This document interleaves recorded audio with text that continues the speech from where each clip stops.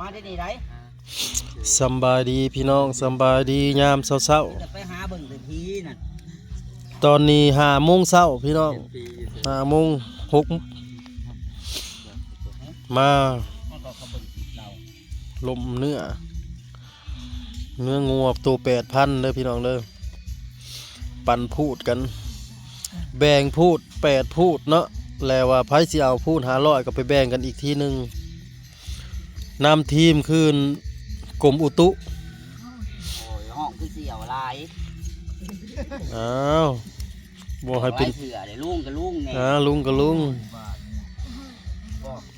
เอาให้ลุงปั้นอยู่ที่จะจอด8 คน8พูดได้อีโบลุงดอนนะยังสิปั่นอันน่ะให้เล่าหัวมันสิหัวมันสิได้บ่ปั่นหัวน่ะดับจิ้มกันในนึงบ่มันน็อกเนาะพ่อใหญ่ให้เท่าไรค่าน้ำมันแล้วเราเอาให้ได้ก็100นึงบ่100นึงบ่เอาให้100มันก่อนเอาให้100ในนี่เด้อนี่แล้วก็จะปั้นนั่นให้เราอีกเนาะเจ้าแล้วไว้ปฏิทินเอาเจ้าแล้วเฮ็ดแล้วอันของอันสันวัดน่ะของใส่น่ะใส่เบิดแล้วแบ่ง8พูดพี่น้องเงินใส่ก็ให้เราถือว่าให้เราใส่กับตอกใช้เราหาเดี๋ยวผมก็เห็นบ่าวไว้โอ้ยสบายดีพี่น้อง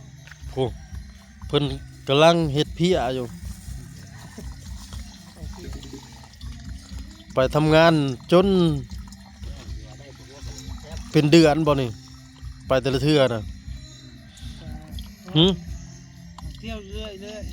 ยังใครอันนี้เป็นเดือน2 เดือนยังมามันก็บ่ไหวแล้วมาดูอยู่มาดูนี่แหละเนาะว้าวบ่ไหวเพิ่นก็ไปเฮ็ดงานเพิ่นก็มาเฮ็ดลินบุญบ้านพี่น้องเอ้ยมือนี้และมือบุญบ้านน้ำมงเนาะมีวงดนตรีเด้อพี่น้องเด้อน้องแก้มใสมือแรงมือยังไงน่ะบอกแซ่ว่าจังโมงอ้าวก็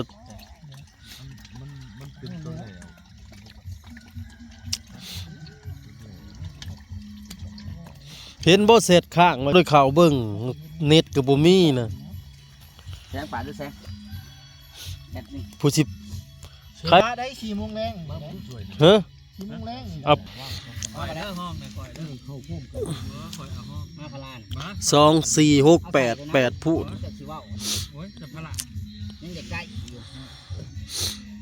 กินแน่พลากันซอยจุคาเคียงเลย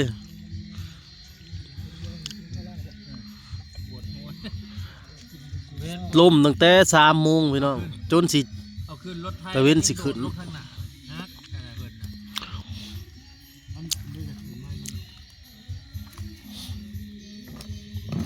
ป้าพูดละพันนี่มันสิบ่เต็มคู่ผู้บ่นนอนออกว่า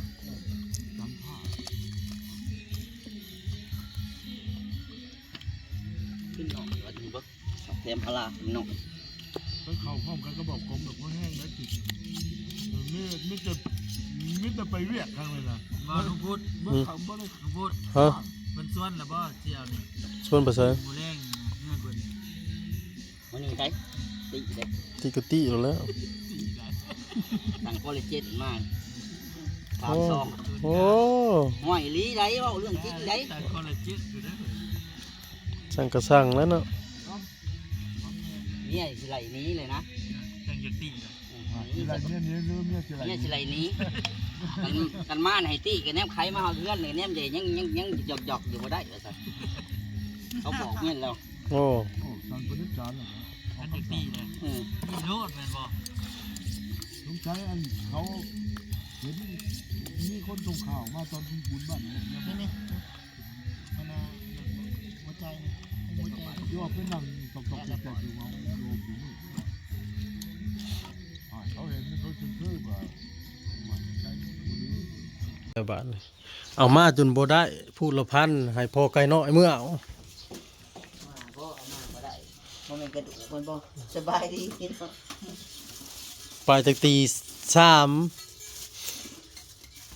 ได้หลายเติบเนาะเนื้อ มันสิติดอยู่ดำมันนี่นะ ปลาดำลงมาเฮ็ดกินเมื่อจังหันแต่เช้า บ่ได้เป็นหัน หึ บ่ได้เป็นหันค่ะ บัดนี้มีคนตายบัดนี้พี่น้องมีคนเสียชีวิตโอ้ย อันแม่พ่อเพิ่นก็สิขึ้นเฮือน ยากแฮงยากบัดนี้ แม่พ่อ เพราะสิเป็นบุญพร้อม เพิ่นก็สิขึ้นเฮือนดี บุญก็โจบ่ได้แล้วเนาะ โจบ่ได้แล้ว เพราะเป็นมื้อมันแหละ นี่ล่ะ อือ เอามึงหาสังกะสีมาให้แหน่สิอัดตัวนี้นี่ เฮือนดีกับลูกหลานพี่น้องน่ะ มื้ออื่นเขาสิเอาลงเนาะ แน่ อ้าว มันบอก ก็ใส่บาทบุญแล้วเฮ้ย คันบ่ลงมื้ออื่นมื้ออื่นวันพุธบัดนี้วันพฤหัสพุ่นแหละก็บ่เป็น ว่าพื้นมือบุญเนาะก็มีตั้งแต่ลูกหลานตัวเองแหละอยู่ป่าเผาถ่าแหละ เพราะว่าเสียชีวิตแบบกระทันหันเนาะพี่น้องเอ้ย มันก็ท่านหัน แต่เมื่อคืนนี่กระทันหันและมื้อวานนี่เรามาต่อยอดอยู่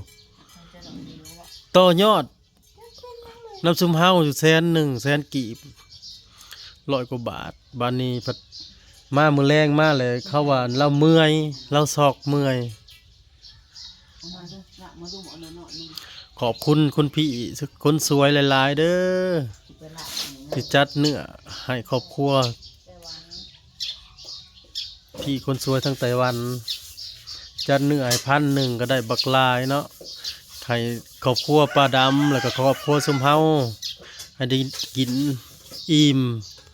ถือว่าให้เจ้าอยู่ดีไม่แห้งให้ร่ำให้รวยรวยแล้วรวยขึ้นกว่าเก่าอีกกิจการงานรุ่งเรืองทั้งข้าวปุ้นทั้งเนื้อก็สกินเมื่อทั้งลูกทั้งหลานมาแหละ กินน้ำกะทิ เออ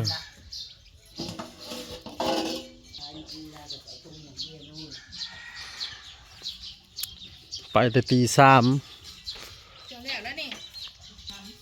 โอ้งัวปัดจีตวนมันจากได้ลูกปลาดำเอาลงมาผูกซ้อม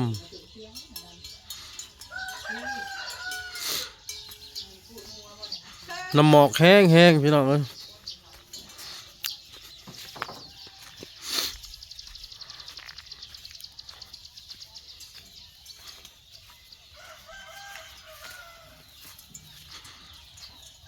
ข้าวเนี่ยบ่จักสีเก็บประกันภัยบ่จักสีมาเขาจะมาต่อยอดบุญจักสิเก็บเงินเฮือนละ100ยากพี่น้องเอ้ยประกันภัยคนเสียชีวิตนั่นแหละ